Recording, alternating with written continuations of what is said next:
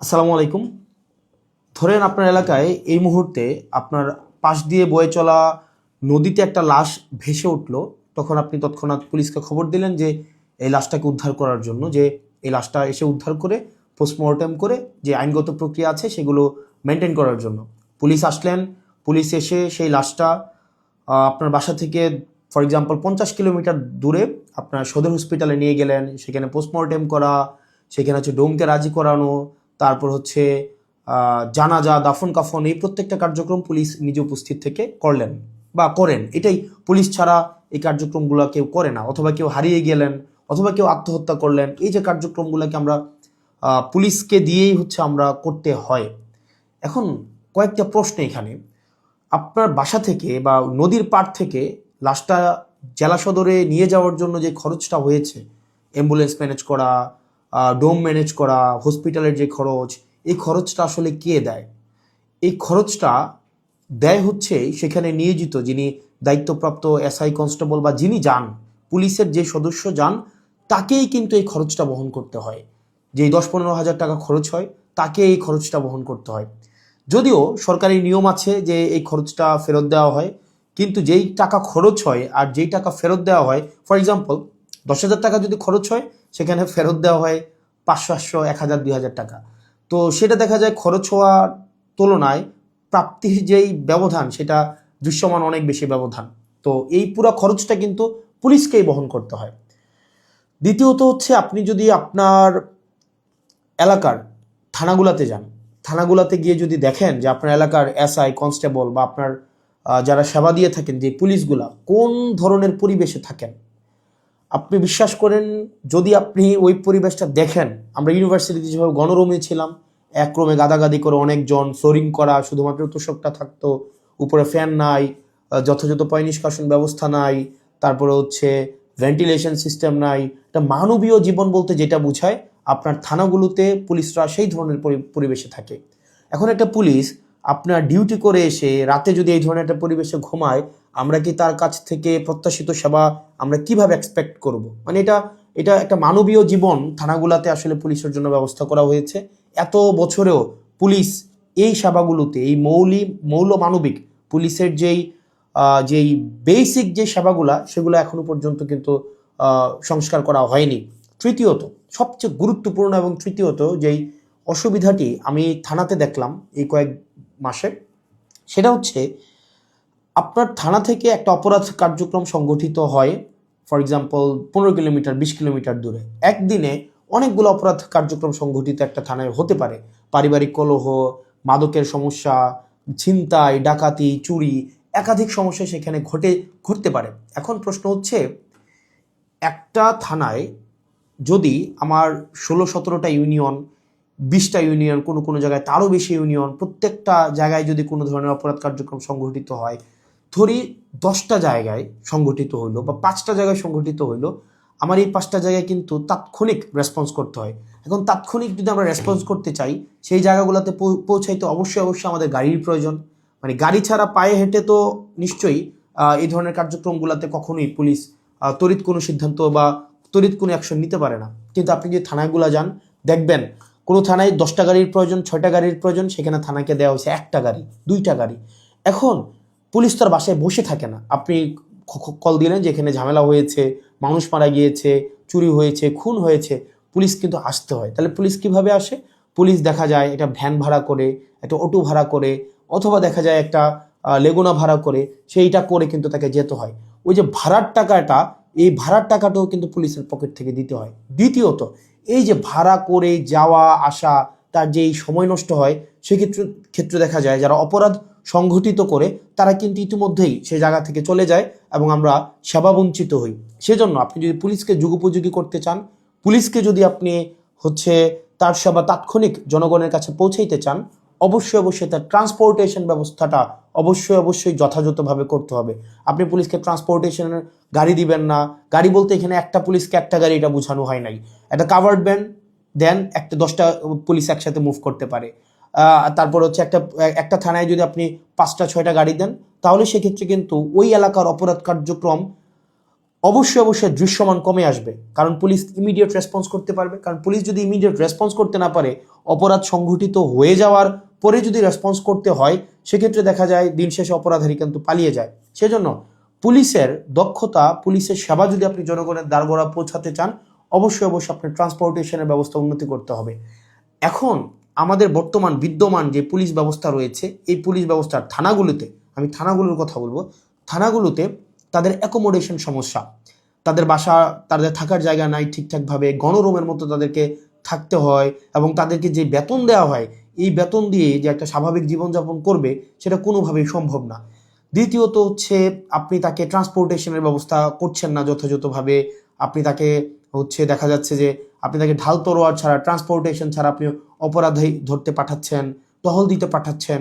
সেক্ষেত্রে কিন্তু তাকে ট্রান্সপোর্টেশন ম্যানেজ করা এবং সেখানে যে ভাড়া মেটানো, সেটাও কিন্তু তার পকেট থেকেই করতে হয়। সরকার যে অ্যালটমেন্টটা দেয়, সরকার যে বরাদ্দ দেয়, সেটা খুবই খুবই প্রয়োজনের তুলনায় অপ্রতুল। তৃতীয়ত আপনি পুলিশে একটা আমি অনেকগুলো অফিসারের সাথে কথা বলেছি, রিটায়ার্ড অফিসার, চাকরিরত অফিসার, তাদের সাথে কথা বলেছি। পুলিশে ম্যানেজ করে নাও একটা কালচার আছে, ম্যানেজ করে নাও একটা কালচার। ফর এক্সাম্পল, আপনি কনস্টেবলকে পাঠাইলেন কোনো একটা জায়গায় আসামি ধরার জন্য, সেখানে 5,000 টাকা খরচ হবে যে আসামিটা ধরতে, ট্রান্সপোর্টেশন কস্ট বা তদন্ত এই জায়গাগুলোতে। তখন কনস্টেবল তার ঊর্ধ্বতন কর্মকর্তাকে উনি বললেন যে স্যার টাকা কোথায় পাবো? তখন বলে ম্যানেজ করে নাও। এখন ম্যানেজ করে নেওয়া অর্থ, সেটা নিশ্চয়ই আমরা বুঝেছি ম্যানেজ করে নেওয়া বলতে কি বোঝাচ্ছে। এবং আরও শঙ্কার বিষয় সেটা পুলিশের অনেক বড় বড় প্রোগ্রাম হয়।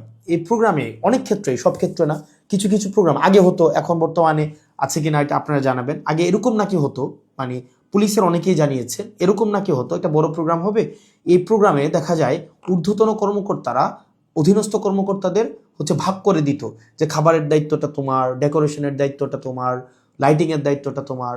তো এখন টাকা আসবে কোন জায়গা থেকে? ম্যানেজ করে নাও। তো দেখা যায় অধস্তন কর্মকর্তারা সেটাকে ম্যানেজ করে নিতেন। তো নিশ্চয়ই ম্যানেজ করাটা সরকারের দায়িত্ব, ম্যানেজ করা তো অবশ্যই কোনো কর্মকর্তা কর্মচারীর দায়িত্ব না।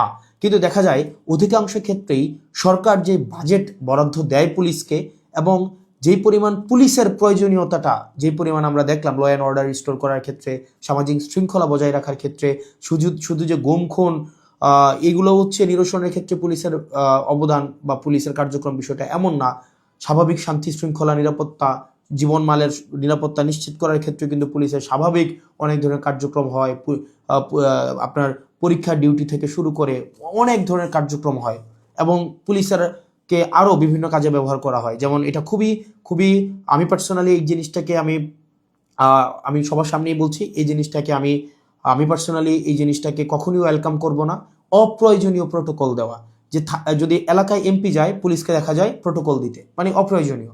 দেখা যায় ওসিকে আমরা অতীতেও দেখেছি, ওসি সবসময় আপনার এমপির সাথে সাথে থাকতে হয়, থাকেই থানায় একটা গাড়ি।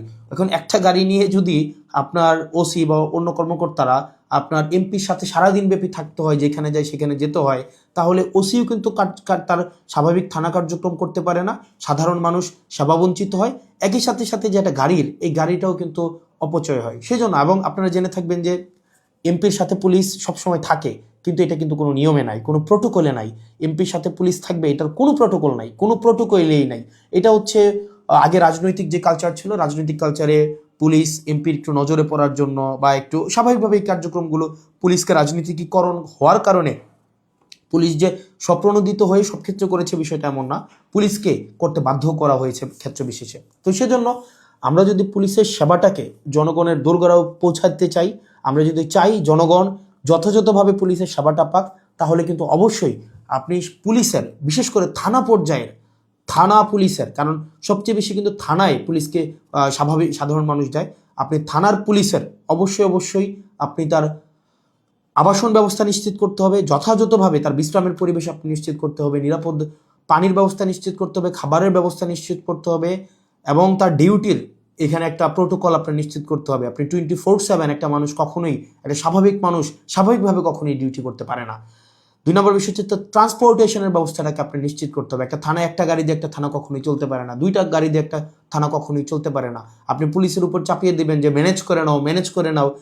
পুলিশ যখন ম্যানেজ করতে যাবে, তখনই কিন্তু জনগণ পুলিশের একটা সাংঘর্ষিক অবস্থা তৈরি হয়।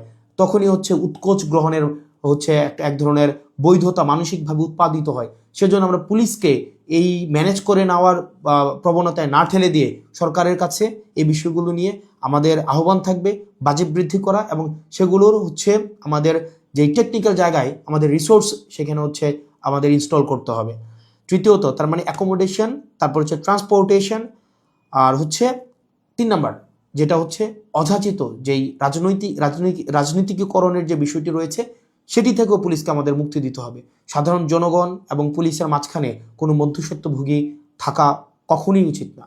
তো আমরা পুলিশের কখনোই, আমরা শুরু থেকে, আপনি যদি যান আমার টাইমলাইনে এখনও আছে যে অগাস্ট থেকে 2024-এর অগাস্ট থেকে পুলিশের যেই টেকনিক্যাল হচ্ছে রিসোর্স ইনস্টল করা, তাদেরকে সেটাকে এনরিচ করা, পুলিশকে জনমুখী করা, রাজনৈতিক প্রভাবে বলের বাহিরে নিয়ে যাওয়া, তাদের আবাসন, স্বাস্থ্য, চিকিৎসা সেগুলো যেন যথাযথ হয় সেটি নিশ্চিত করা, তার পেশাদারি যেই ব্যয় হয় সেই পেশাদারি ব্যয় যেন সরকারি খাত থেকে হয়, তাকে যেন সেটির জন্য ম্যানেজ করা কালচারে না যেতে হয়, সেটির জন্য কিন্তু আমরা গুরুত্ব দিচ্ছি। সেজন্য আমরা সংসদে এই বিষয়গুলো নিয়ে কথা বলবো যদি আল্লাহ সুযোগ করে দেয়, এবং যেহেতু সুযোগ করে দিয়েছে একই সাথে সাথে সরকারের কাছে বা মানুষের কাছেও যে এই যে পুলিশের, আমরা যে তৃণমূলের পুলিশের যে জটিলতাগুলো সেগুলো আমার কাছে মনে হয়েছে সবার জানা উচিত, যেহেতু থানাগুলোকে আমরা এখন খুব ক্লোজলি দেখছি, সেজন্য সবাইকে জানানো। আর পুলিশের প্রতি আমাদের সবসময় সংবেদনশীলতা রয়েছে, এবং আমরা চাই পুলিশ জনগণের হয়ে উঠুক, কোনো রাজনৈতিক দলের না, পুলিশ হয়ে উঠুক সবার। পুলিশের সাথে জনগণের সম্পর্ক থাকবে হৃদ্যতার, এবং প্রত্যেকটা মানুষ যেন ভয়হীনভাবে সেখানে অভিযোগ জানাতে পারে, এবং অপরাধী নির্মূলে পুলিশ সবসময় যেন সুদৃঢ় ভূমিকা পালন করতে পারে রাজনৈতিক যে কোনো প্রভাবের ঊর্ধ্বে উঠে। পুলিশের আবাসন সমস্যা, ট্রান্সপোর্টেশন সমস্যা, পুলিশের বাজেট বৃদ্ধি এবং পুলিশের ম্যানেজ করে নেওয়া কালচার থেকে পুলিশকে অবশ্যই মুক্তি দিতে হবে। আসসালামু আলাইকুম রহমতুল্লাহি ওয়া বারাকাতুহু।